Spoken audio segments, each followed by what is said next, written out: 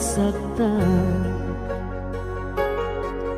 pag nakita kang may kausap na iba. Bakit ako ngayon'y lumuluha pag ikaw ay may kasamang iba? Alam mo ba, nasasaktan ako. Di ko alam kung ano